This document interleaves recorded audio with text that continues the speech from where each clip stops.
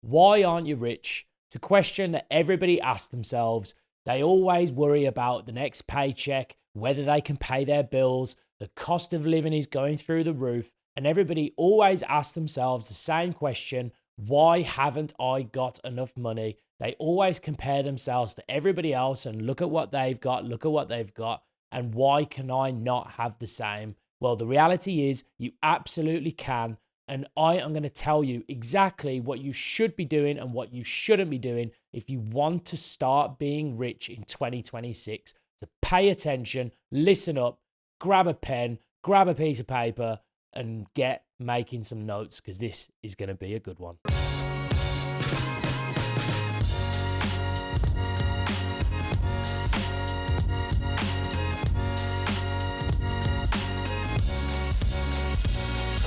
I think it is a genuinely sad time that we're living in now, where so many people are living paycheck to paycheck and they have not got any means or understanding of how they can get themselves out of this hole that they're living in. They have loans that they can't afford to pay off. They've got cost of living is going through the roof. And there's this disdain for the rich now, in that they are some evil class of people that have benefited off the back of other people's hard work, as if they're some sort of taskmaster slave owners who are abusing people to get themselves to the top. And the reality is that isn't the case in 95% of situations. Look, there are always exceptions to that, right?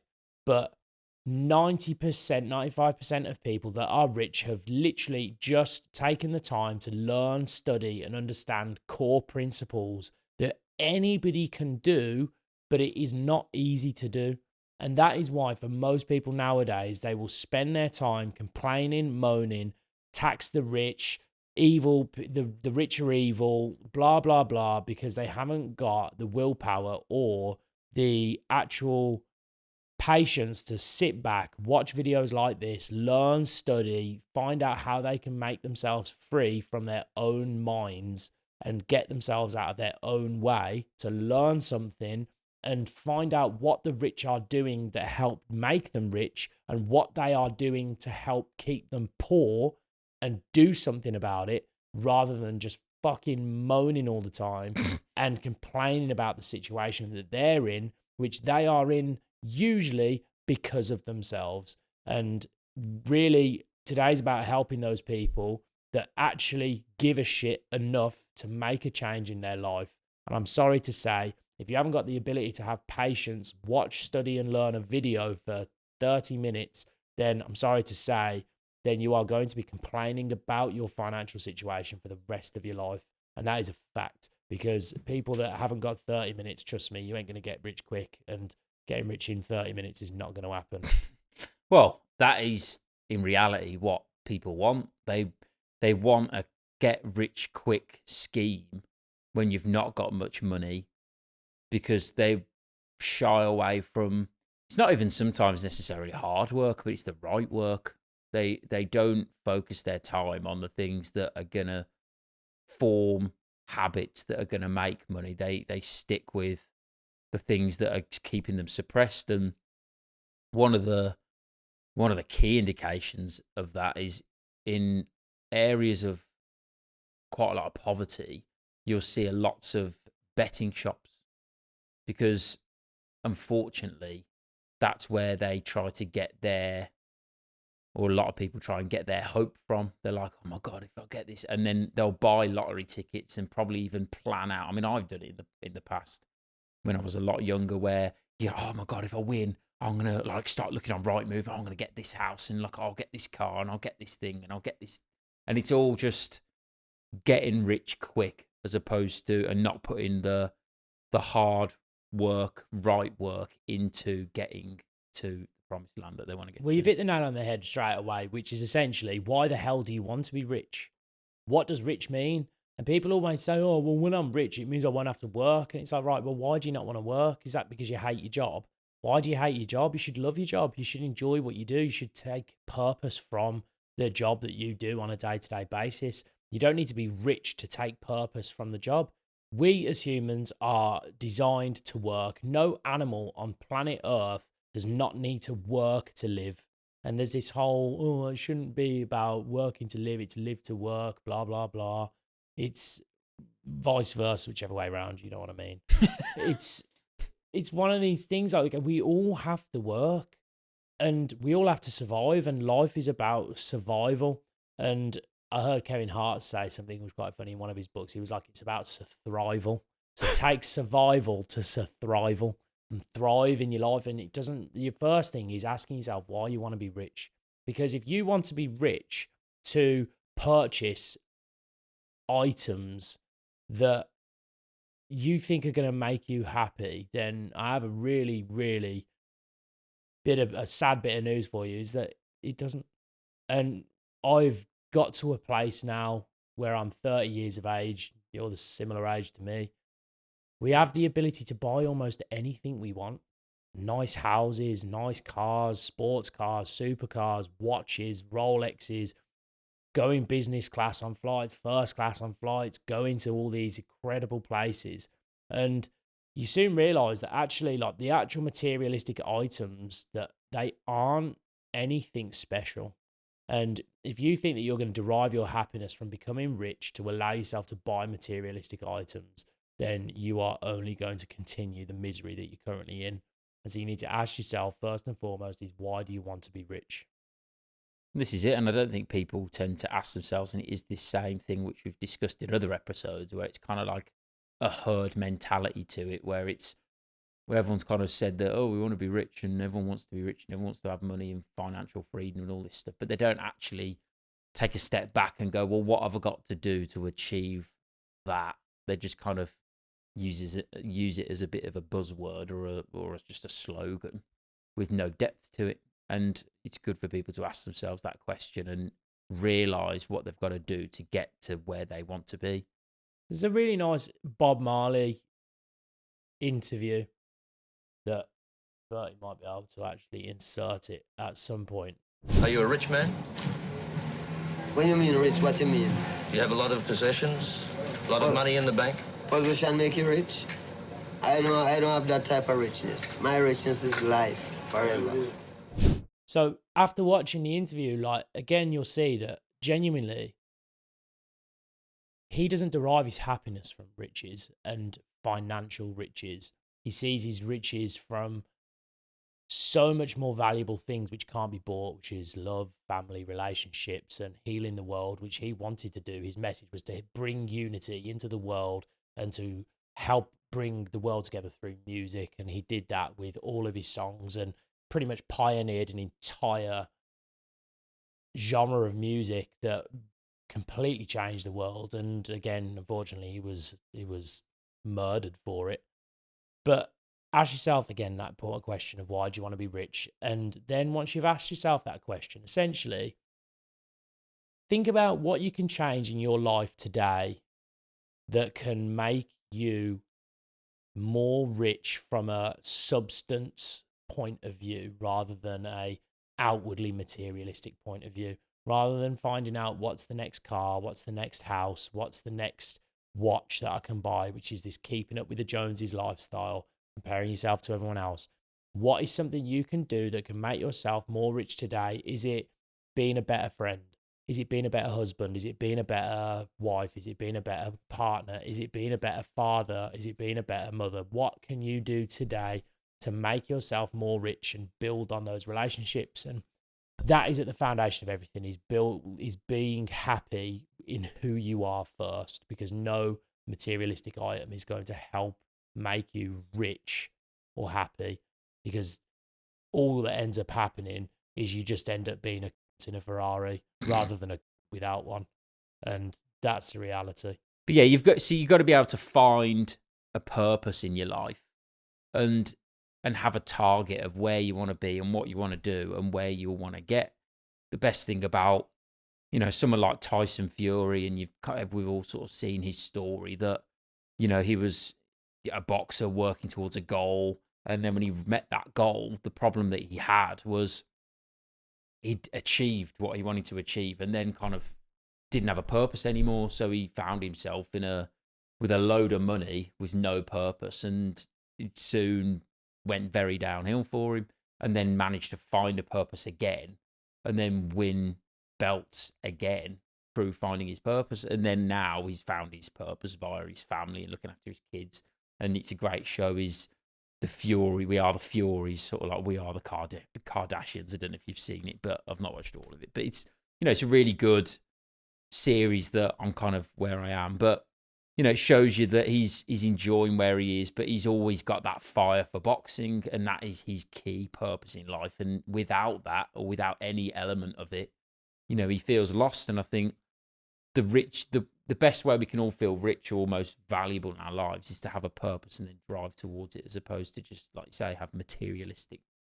100%, but views. purpose can derive value. And once you achieve your purpose, as long as the purpose is something that you continue on, you can make money from your purpose in life and you can become successful. So I do want to delve into that, because essentially this is the Brothers in Business channel. So as much as I think it's very important to be rich within yourself, I think we also want to give some real key, core, fundamental lifestyle changes that you can do, or some hopeful hints and tips that you can actually implement to help your money and your financial. Because the actual reality is that most people struggle with their financials, struggle to pay bills, struggle to pay, to go on holiday, struggle to go out for nice dinners, go out for dinner at all, fill the car up, have a nice car, get from A to B, all these things. And all those things, not having it, creates stress and creates problems. And if you've got stress and problems because of money, it affects relationships. And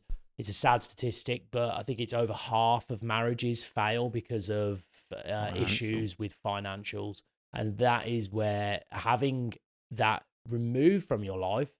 So there's a tipping point where I think Jordan Peterson at the time said that anything over £60,000 doesn't actually any longer affect your happiness. Being honest, cost of living and inflation now, that's probably at £80,000.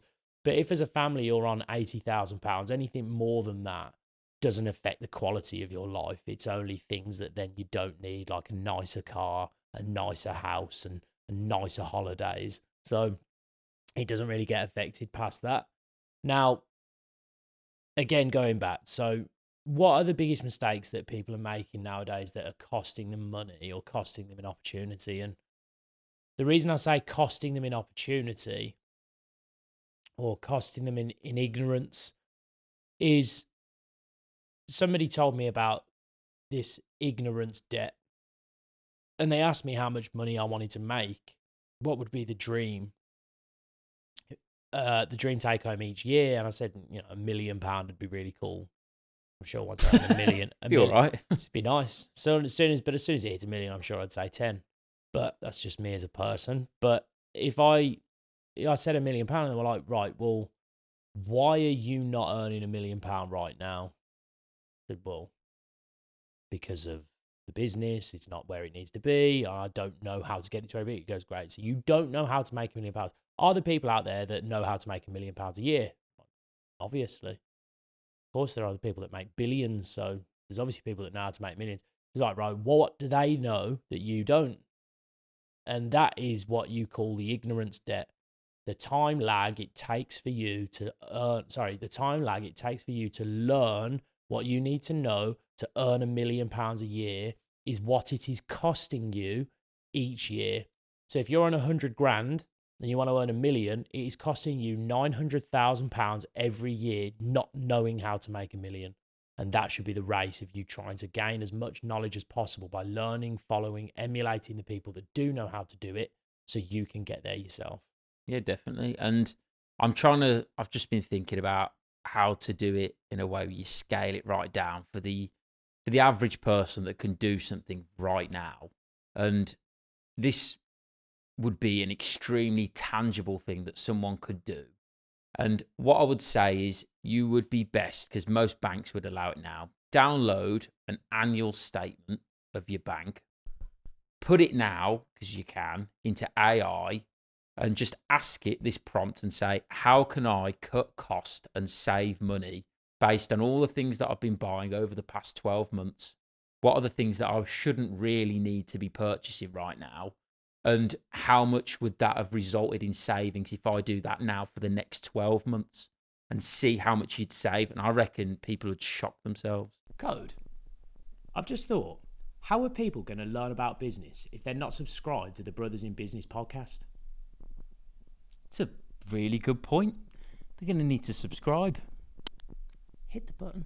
I might have to go and do that myself, actually. Fair play. I spend way too much money on stuff. That is something that I should definitely do. And that's the beauty of AI. It's using the tools that are available and using outside of the box thinking. Now, that's one really good way for people to actually make an immediate saving. But for me, it always leans towards knowledge and learning. If you didn't watch this video and you didn't watch that clip, then sorry to everyone that hasn't watched, but essentially you're missing out.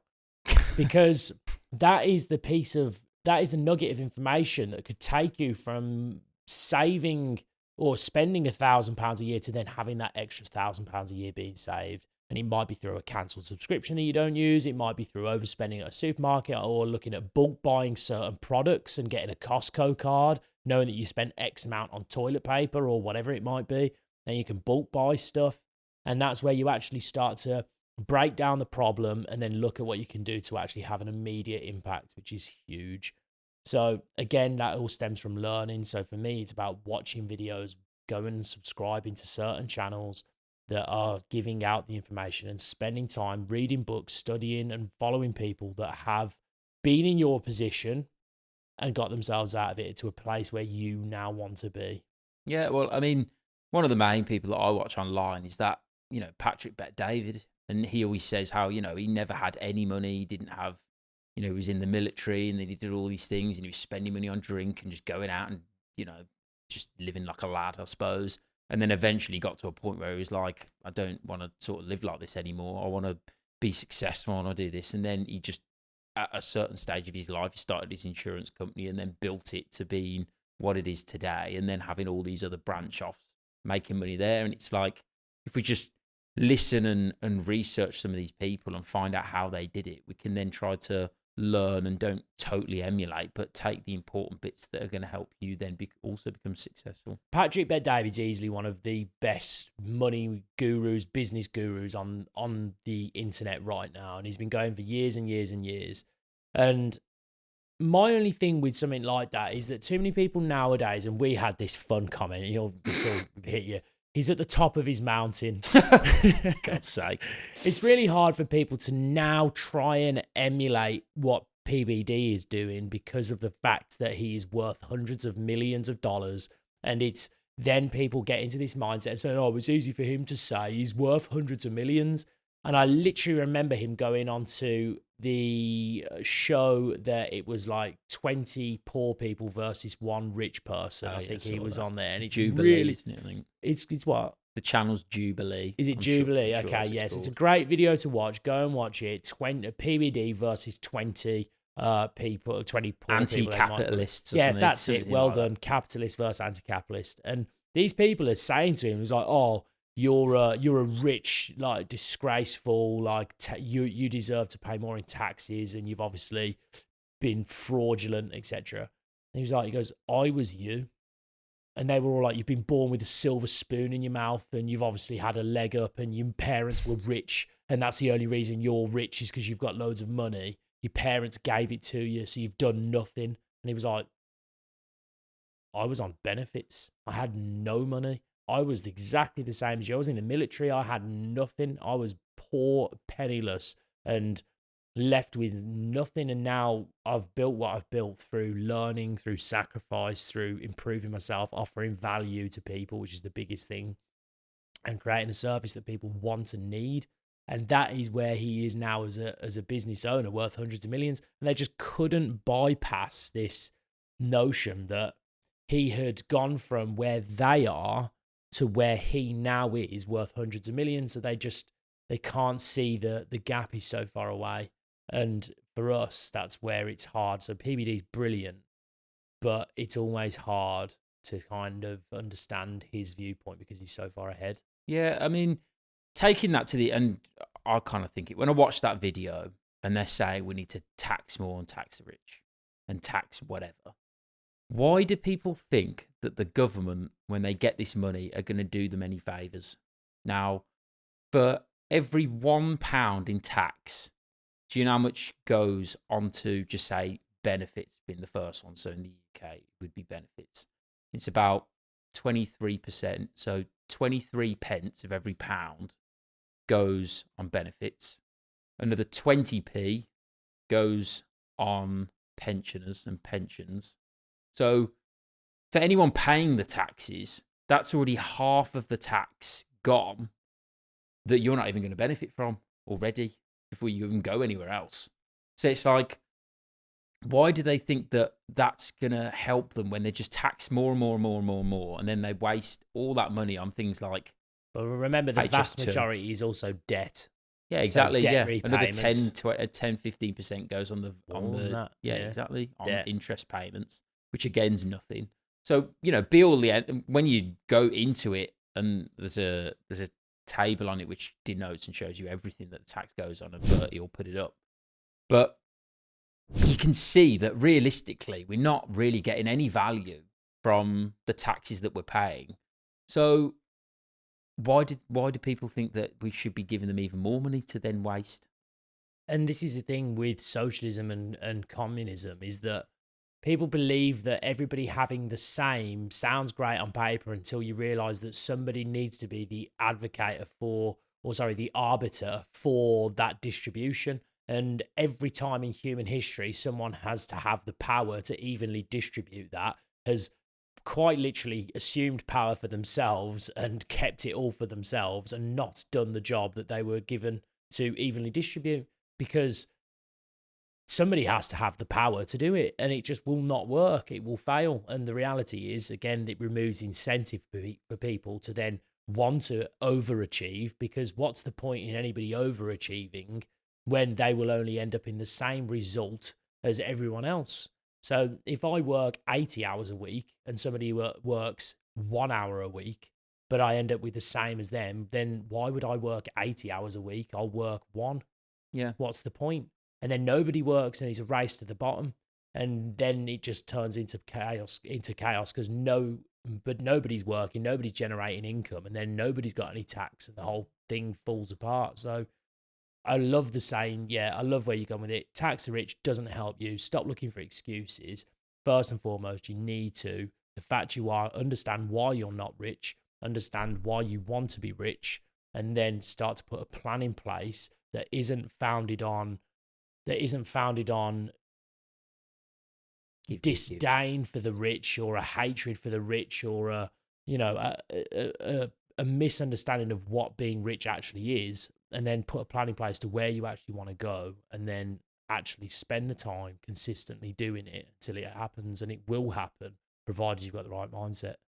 Yeah, and even if you look at the most innovative, well, we've created a nanny state essentially due to things like benefits and looking after this and looking after that, and don't worry about that because we'll look after you here. And we've taken away responsibility of people.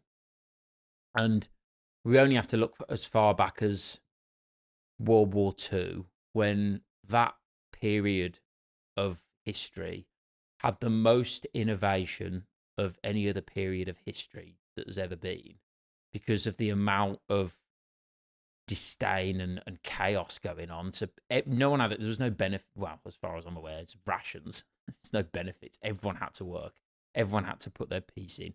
People were overseas. People did. And you got no choice but to work hard and driving something forward, because, your life's on the line. And when people get to that point, you don't have a choice but to push and work hard and do something. There's no, oh, don't worry about it. No, like, you can just sit on the sidelines and we'll just pay you to be okay. Like, there's none of that. You have to push forward. And that's why there was so much innovation. I believe it's because of the national sense of duty. And there was a duty to your country, and a duty to your people, a duty to your family, a duty to your city, a duty to your town and your neighbours. And there was a duty there that needed it. And now everyone's been forced against each other. And you need to learn, one of the biggest things of becoming quote unquote rich is how to create relationships with people, and how to get people to listen to what you're saying, but also how you need help. You can't get rich on your own. It's not a single person game. It is a team game. And that means that you have to work together with people which means giving your time and your knowledge and your value to people and then getting the same back. And it's a race to the top together. And it's not a one person only wins all. That is where capitalism comes in, where it is it's not perfect, but as of this time in human history and our society, it is the most robust way and means of pulling the most people out of poverty and creating as much opportunity for wealth generation. It's not a one person at the top. It's a consistent battle of competition of value. The minute Amazon no longer offers the value that it's promised to the customers and offers Amazon Prime, Amazon Web Services, and all of the things that it does, the minute somebody comes along and does a better job, it will go out of business. Same as Blockbuster. You only have to look at the businesses that are no longer, Blockbuster being one of them. Netflix absolutely smashed it out of the water because nobody would go to the video shop anymore because they've got a subscription to a channel that has millions of films that they can watch at the click of a button. So that is where capitalism wins, is that the level of competition remains constant. And anybody can get there through following the right steps, which is literally beginning the first step. What do they say? The first step of 1,000 miles, or the journey of 1,000 miles starts with the first step. And it is a long journey, but that first step is understanding that the world isn't out to get you. You are in control of your own life, no matter what your circumstances are. And your first step is starting by knowing where you want to go and then putting a plan in place and just not deviating, because too many people get a quarter of the way or halfway or even 90% of the way and give up, not knowing that the pot of gold was just round the corner. Yeah, well, Warren Buffett, compounded. I think he got to 60 years old and he was worth 3 billion. And then he became worth hundreds of billions due to the compounding in the last 20 years of his life. And it is that last leg where you make the most money. 100%. And it's not easy. It's not. I like people we know that have worked and sacrificed. It is a big sacrifice if that is the level of wealth that you want to get to. But not everybody needs to be a multi-millionaire. Not everybody needs to have hundreds of thousands of pounds. I think a lot of it stems from just being happy in yourself. And as we said, ask yourself some of the things you can do today. Just key takeaways. Number one, what can you do in yourself today to become more rich as a person, as a friend, as a father, as a partner, as a family man or whoever, as a local to your community, as a neighbor? What can you do to be a better person and be more rich in that circumstance? And then also, what can you do to actually start making better financial decisions? Like you said, download your statement, stick it into an AI, find out where you're wasting your money, and equally start learning, start watching more videos, stop absorbing bullshit on Netflix and wasting time with people that are constantly spending money and wasting money on things that you don't need. Go and do the right things, and you will soon see that your financial situation and your own mental situation will improve as well. Basically, just carry on watching this podcast, really. Sounds good to me. Sounds good to me. There you go. There's the remedy and the antidote. Get yourself subscribed to the Brothers in Business. We will always be keeping our fingers to the pulse on popular trends and topics, but at the heart of it, we care about business and helping you find success in your life in whatever form that may be. So remember, hit subscribe, like and share it, and we can't wait to see you in the next